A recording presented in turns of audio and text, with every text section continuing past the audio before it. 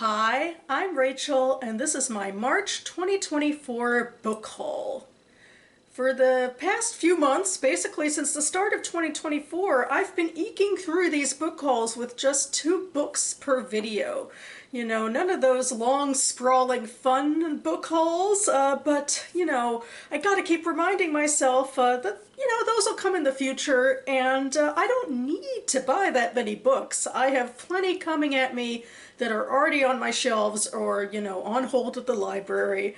And these particular book hauls feel, very important in some ways. They serve very specific short-term needs. Getting, goals met here in terms of reading. So that feels pretty good. And this particular haul is kind of amusing as well that, I have one very big book and one very little book. So let's get to it.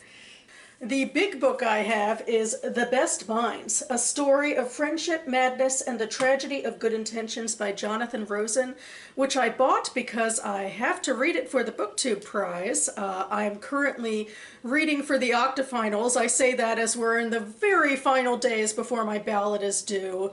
And the BookTube prize deals with pretty popular literature. So when I got my ballot back in February, I wasn't sure how many books I'd be able to get from the library in time, and I was fortunate in a way that this is the only one I had to end up buying. But it was still really fun. I made a day of it one Sunday when I was out and about in town, and I walked to a very popular DC bookstore, Politics and Prose, their flagship store. Very nice day. And I was able even to use a gift card to buy this book. So that was pretty fun in and of itself. In terms of the book, I can tell you that, this is a memoir about a man who is describing his childhood and his friendship and with another man who ended up being diagnosed with schizophrenia in his 20s. But since I am reading it for the prize, I am not going to be telling you any of my thoughts about this book just yet, but stay tuned. Once the Octafinals end, I'll be divulging what I think of it, especially in comparison to the other books. And the very tiny book I have is When There Was Light. This is a poetry collection by Carly Hoffman. And I bought this because I'm intending to read this collection next month in honor of National Poetry Month. I shouldn't necessarily be patting myself on the back too much, but I do try to get to one collection of poetry per year in that month. Expand my reading in that way. And I found this collection, as I find a lot of my collections, by going to the National Jewish Book Awards, and this was the most recent winner. So I'll go ahead and link to more information on the National Jewish Book Awards down below. And I also made a video about it, although I didn't talk about this collection in that video. I talked about fiction and nonfiction.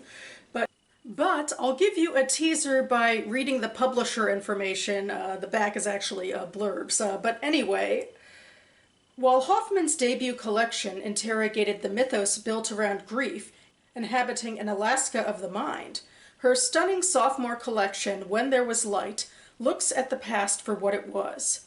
These problems map out a topography where global movements of diaspora and war live alongside personal reckonings.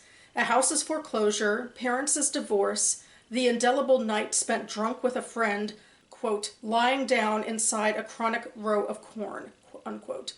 Here her father's voice, quote, is the stray dog barking at the snow, believing the little strawberries grow wilder against a field, unquote. In these pages, she points to Russia, Poland, and Germany, saying, quote, it was another time, my people, another time. The synagogues burned decades of new snow, unquote. The brilliance of this collection illuminates the relationship between memory and language.